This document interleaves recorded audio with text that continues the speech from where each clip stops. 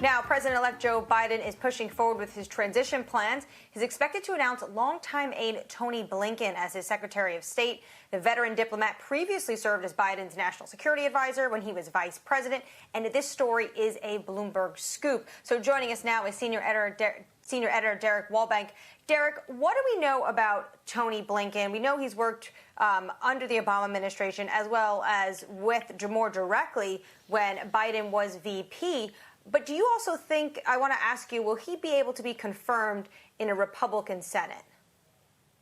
You would imagine somebody like Tony Blinken wouldn't have too much trouble in a Republican Senate just because he's somebody that everybody has known for a really long time.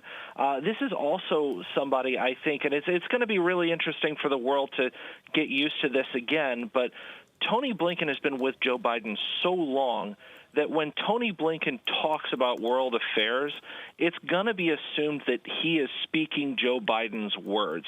And after the last 4 years, when there really has been this disconnect between a lot of when Donald Trump's aides will say something, and then you sort of have to ask yourself, well, what does the president think? What has he said?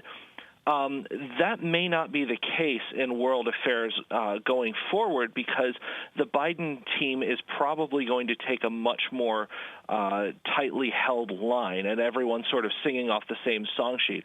And even though that's something that the U.S. has tried to do in years past, it might even be a little bit jarring to see how fast you go from where we currently are and have been for the last 4 years into a world like that where Blinken and Harris and Biden and all of that crowd are sort of on the same page pretty much all of the time.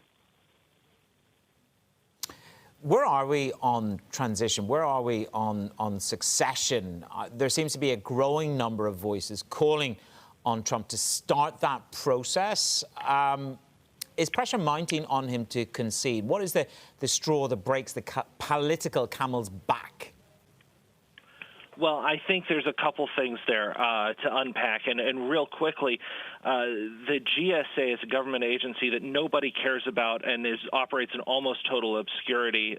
Usually, it's an agency that focuses on, like, buying furniture and outfitting government buildings. Very, very minor. But in this case, they have to certify that there is an apparent winner, and then the transition starts. That's a Trump appointee who heads that agency, has not signed off yet, hasn't said even what the criteria will be for signing off. In terms of a tipping point, I would say you're looking at state certifications, those moments where all of the legal and appellate and all of that other stuff sort of goes away. You've exhausted all of your outlets, and you have states sitting there saying, right, this is final.